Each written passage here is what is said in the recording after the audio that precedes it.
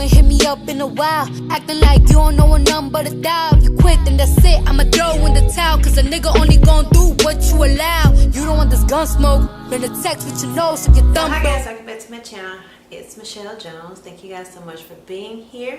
It means the world to me. So as you can tell by the title of this video, we are going to talk about my ancestry, my DNA. Who is Michelle Jones? What is Michelle Jones made of? So right off the bat, I just want to say sorry for the squeaking. My chair is a little crusty, rusted, so just don't mind if you hear any squeaking noises. So the reason I chose to do my ancestry is because growing up, I never really knew what I was. I just always knew I'm black, like just because of, I guess, my skin color, my mom and my dad, like, oh, I'm black. And I always felt like I had no culture. To me, I felt like I had no culture.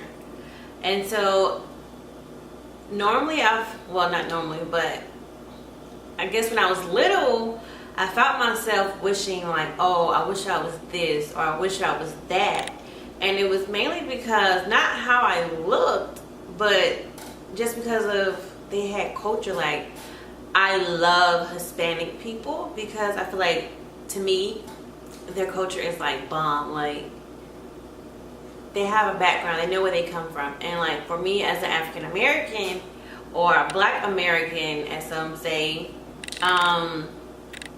we don't know. I don't know who I am. I don't know what to tell my children. And so this was the main reason that I honestly did my ancestry. And I'm also going to do more digging after this. After I got my ancestry back, I plan to do more digging because I want to know exactly, you know, where I come from. Yes, I was born in Montgomery, Alabama, but I want to know more than that. You know, like, do I mark on my applications African American, or do I have to mark other? But we'll find out. Alright, so we're just gonna jump right into this. I did 23andMe. I did this back in December, to be honest. My wife and I bought this as a Christmas gift to ourselves, and I'm just now honestly having the courage to even do this for YouTube, because I'm going to school for social work, and I have 1 or 2 semesters left. I think 2 semesters left. And so I'm taking a cultural class, and it really got me to think. Like, I really had for a second put it on the back burner. You know, it was like out of sight, out of mind. And when I started taking this class, it really got me to open up. It really got me to like, it really got my brain to back thinking like, okay, Michelle, you can't keep putting this off because you're afraid. Or like, when people ask me am I mixed, I tend to get defensive because I know that I am African American. I know that I'm black, and most people ask me am I mixed because of my hair, and I look at it as a slap in the face. Like, are you saying that black people can't have good hair? Are you saying that black people aren't this beautiful? Because I know that I am beautiful. So this is like the main reason I really wanted to find out who I am. And let's just dive into the results. Alright, so I'm going to try to put it on the screen as I'm reading this. So it says, Michelle, 100%.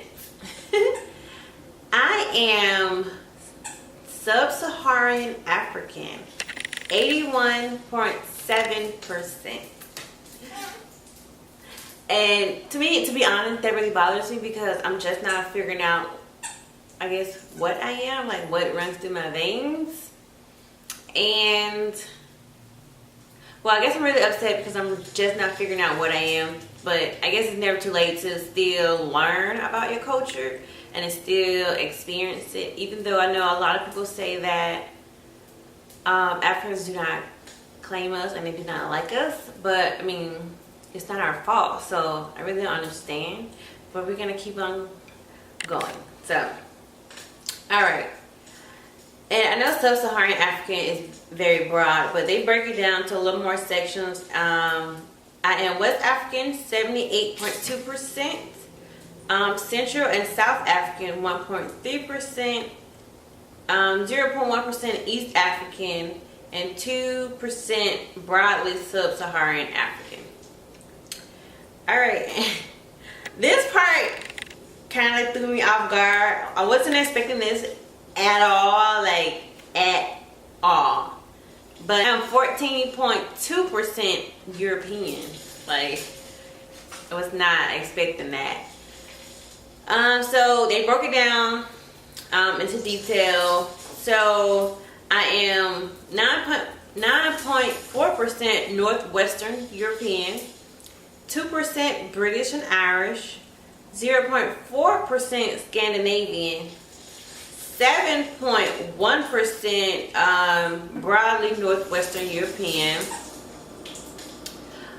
1.7% Southern European, 0.2% Iberian, 1.5% broadly Southern European, and 3.1% broadly European.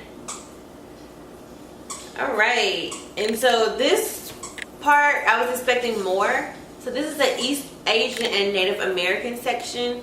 I was expecting a whole lot more of the Native American percentage because, like, my family members that are still alive are like full-blooded, like, Native Americans, and like I guess that part missed me, obviously.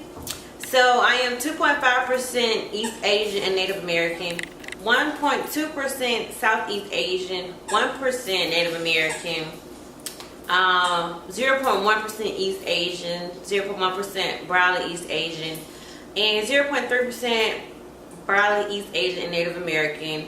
And I am 0.2% Middle Eastern and North African, and 1.4% unassigned. So I don't know. So I'm not sure how correct 23andMe is, but based off what they sent me, this is all I have to go off of. I do plan to do more tests and compare the two, so stay tuned for those videos. And just know that if you are in my situation and you feel like you don't know who you are, just know that your DNA does not make you who you are. At the end of the day, you are what makes you you. So like with this class I'm taking, I just realized that I have a culture at the end of the day. Like the things my family and I do on holidays, the meals we cook, the music we listen to, all of that makes up who I am as a person. All of that makes up my culture. So if you do not know where you came from, it's okay. There's still time to figure that out. Yeah, thank you guys so much for tuning into this video, and please subscribe before you leave, and I will see you guys in my next video. And this is not a sponsored video.